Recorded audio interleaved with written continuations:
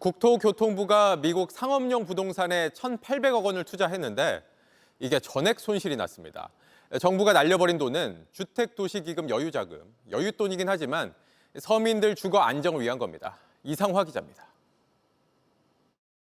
국토교통부 주택도시기금이 미국 보스턴의 스테이트 스트리트 빌딩에 투자했다 1,800억 원이 전액 손실난 걸로 나타났습니다.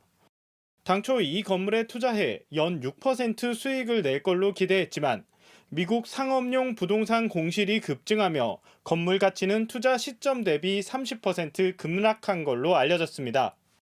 지난 3월에도 이 빌딩 차주인 부동산 개발사가 채무 불이행을 선언하며 원금 손실 가능성이 불거졌는데 운용사인 미래에셋운용은 전액 손실 가능성은 없다고 선을 그었습니다. 그런데 5개월 만에 1,800억 원 전액 손실이 결정된 겁니다. 이 문제는 어제 국회에서도 제기됐습니다. 주택도시기금공사에서도 이게 투자 담당자들이 있을 거 아니에요. 예. 네, 그러면 뭐 적절한 책임을 물어야 될 것 같은데 이런 정도로 이렇게 손실을 크게 입혔으면 모든 자산 운용에 있어서 기금, 뭐 국민연금도 마찬가지고 네. 이런 이 여유 자금을 또 이렇게 금융적으로 운용하는 데 있어서 아마 내부적으로 성과에 대한 보상과 페널티에 대한 규정이 있을 터이고요. 주택도시기금은 주로 임대주택 공급이나 디딤돌, 신생아 특례대출 등 정책대출에 주로 사용됩니다. 국토부는 기금을 쓰고 남은 자금으로 국내외 자산에 투자해 운용 수익을 거두고 있습니다.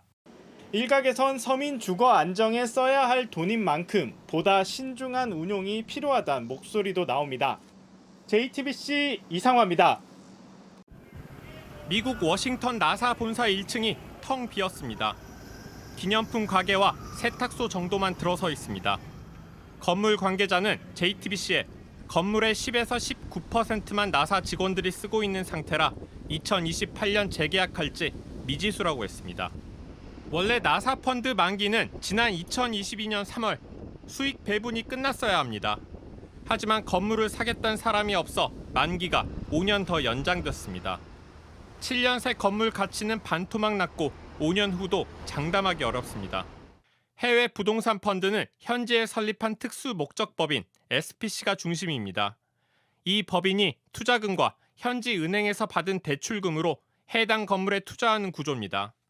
나사 펀드는 2,600억, 유럽 의회 펀드는 1,400억을 현지 은행에서 대출받았습니다. 대출 금리가 오를수록 배당도 줄었습니다. 무엇보다 코로나 사태로 상업 부동산이 침체하면서 건물 가치마저 급락했습니다. 현지 대출을 먼저 갚다 보면 투자자에게 돌려줄 몫은 사실상 없는 겁니다. 매각을 진행하면서 발생되는 비용과 또 나라별로 부과되는 세금을 차감하고 나면 거의 남는 게 없나요? 거의 선순위 대출 원금을 갚고 나면은 비용이 돌려드릴 금액이 없었어요. 하지만 수십 장에 달하는 상품 설명서를 봐도 이런 경고는 단 한 줄도 없습니다. 대출을 받는 것도 몰랐습니다. 레버리지를 이렇게 크게 만들어가지고 이렇게 조그마한 돈으로 큰 거를 사는. 금감원 고위 관계자는 은행이 제대로 설명하지 않았다면 잘못된 행위라며 점검 계획을 밝혔습니다. 지난해 말 기준 금융권 해외 부동산 펀드 규모는 57조 원. 곳곳에서 무너지는 징후가 포착되고 있습니다. JTBC 정혜성입니다.